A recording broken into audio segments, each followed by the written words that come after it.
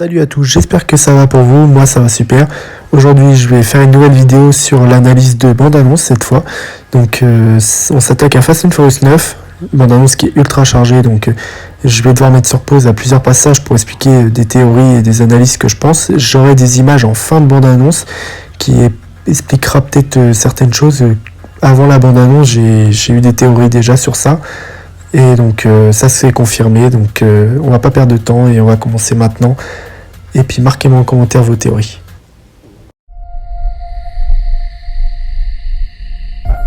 J'ai toujours vécu pour les 400 mètres d'une course. Mais les temps changent. Aujourd'hui, je suis père. J'aurai toujours une place dans ton cœur. Petit Brian, j'ai un cadeau pour toi. C'est ton papa qui me l'a donné. Aujourd'hui, je te le donne. C'est très important. C'est pour te protéger. Quoi qu'il arrive.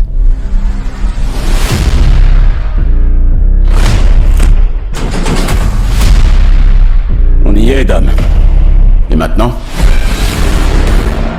On peut aller aussi vite qu'on veut. On n'échappe pas à son passé.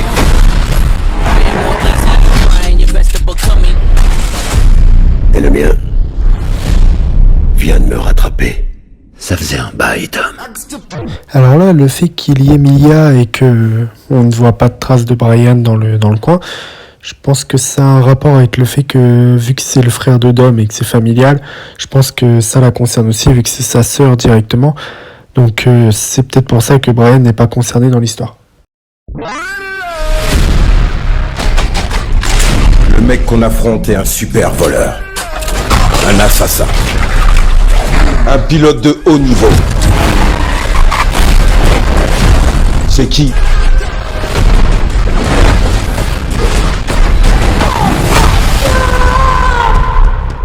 Jacob est le frère de Dom.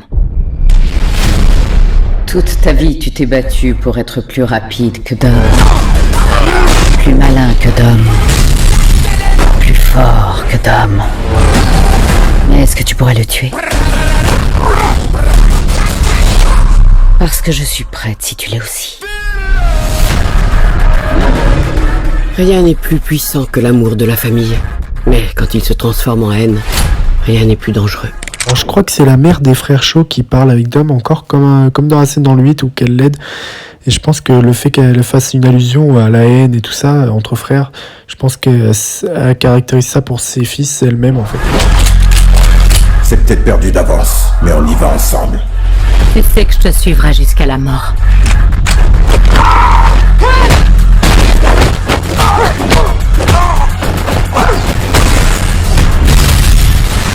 À nous de jouer. Dis-moi pas que c'est une Pontiac Fiero équipée d'un moteur roquette. Impressionnant, hein? Je sais, ouais. Non? Non, c'est pas impressionnant. J'ai le cul en flamme!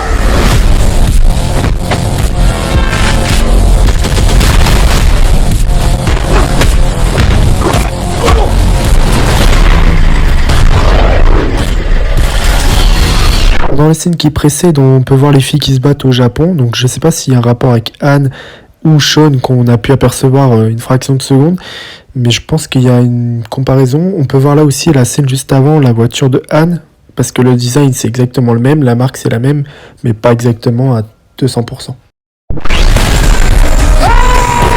Je suis venu pour te démolir, petit frère. Tu vas regretter. C'est mon territoire.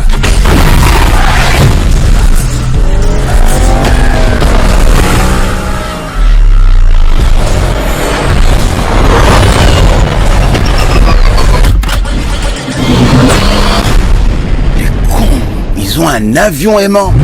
Tiens-toi. Me dis pas que tu penses à ce que je pense. Y a pas de pont. Oh non, il est ouf.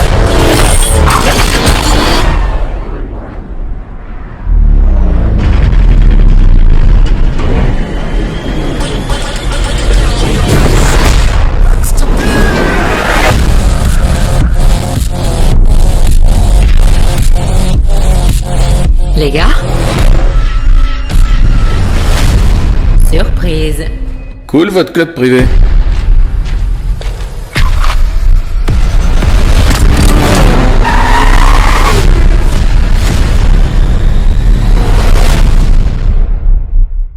Tout à la fin, on voit le retour de Anne qui était totalement inattendu.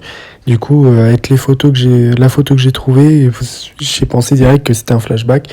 Donc vous comprendrez par vous-même que j'ai compris qu'il allait revenir. Je pense que tout part de la maison de Toretto où il y a leur enfant. Et je pense qu'ils vont se faire attaquer et que du coup, ils seront obligés de réunir du monde encore une fois dans leur base, dans un QG. Le truc à moitié souterrain dans lequel ils sont planqués au début de la bande-annonce. Donc je pense qu'ils seront en grande menace. If we do this, we risk everything.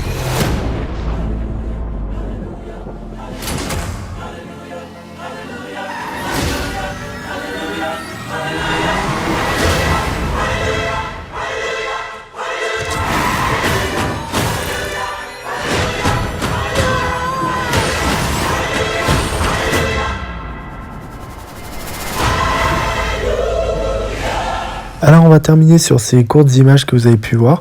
Donc on voit une course de stock car qui finit très mal. Donc ça pourrait correspondre au père de Dom, de la scène qui était si touchante qu'il le marquait sur les réseaux. Donc, mais le truc qui est incohérent pour ma part, si j'ai bien compris, c'est qu'il prétendait que la voiture, la Dodge, portait malheur, parce que ça pourrait être celle-là qui est la cause de son crash et tout. Donc je sais pas, parce que visiblement dans les images on voit pas que c'est une Dodge, donc je trouve ça bizarre. Pourquoi porterait autant malheur? J'espère que ce sera expliqué. En tout cas, j'espère que les images vous auront évoqué des théories. On aura pu voir aussi que c'est la première fois qu'un Fast and Furious est tourné sous la pluie. Donc les premières images de ça. Et j'espère que vous pouvez mettre vos théories en commentaire et que vous marquerez ce que vous avez pensé de la vidéo.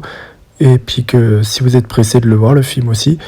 Et peut-être faire une prochaine vidéo sur un film que je vous laisserai choisir si vous êtes nombreux à me proposer des idées. Donc on se dit à une prochaine vidéo.